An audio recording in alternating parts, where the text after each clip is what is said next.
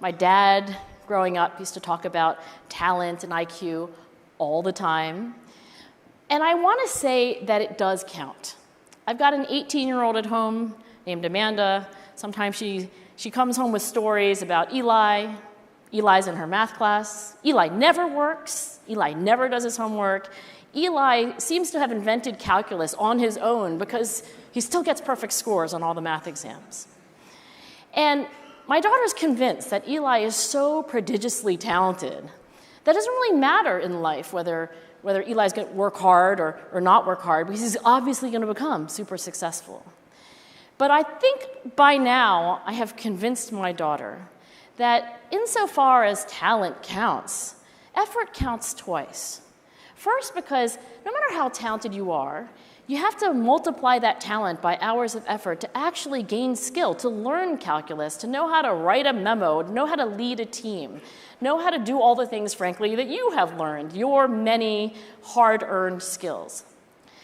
But I like to say to my daughter, talent counts, but effort counts twice.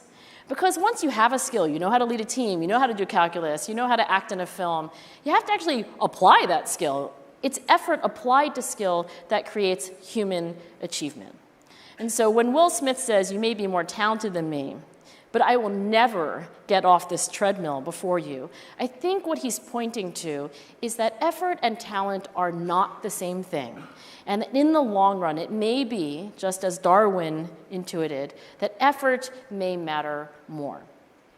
In data that I've collected on the grit scale and measures of talent, whether physical talent or IQ, cognitive ability, I find that measures of effort like grit are not correlated with measures of talent, like an IQ test. In some samples, they're inversely correlated, weakly. All that means for you as leaders is that if you hire brilliant, talented, smart people, good for you. But it's no guarantee that you're hiring the most passionate, hardest working, resilient, growth-oriented people. They're simply different human qualities. If I want to catch you all the way up to 2020 and what modern science knows about the super successful, I can do it with this one graph. This summarizes the research of my friend and my colleague, Anders Ericsson. Raise your hand for a moment if you've ever heard this expression, and I know we're a global audience, but this expression, 10,000 hours of practice, the 10,000 hour rule, okay, that's many of us, if not most of us. If Anders Ericsson were here today, he's a cognitive scientist who studies the super successful, World Cup soccer players.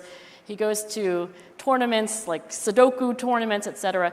What he would say is that what he has observed across all fields, both mental and physical, is that it indeed takes thousands of hours of a special kind of practice to take you from an amateur who knows nothing to somebody who could be considered a world-class expert. Now, what Anders Ericsson would want you to know, however, is that there's something missing in the popular understanding of 10,000 hours of practice. And that is that you can spend 10,000 hours of practice and just be fine, mediocre, nothing special. I mean, just think about it. Lots of people go to work for 40 hours a week, and then if you count up the hours, pretty soon they're at 10,000, but they're not world-class experts. Why?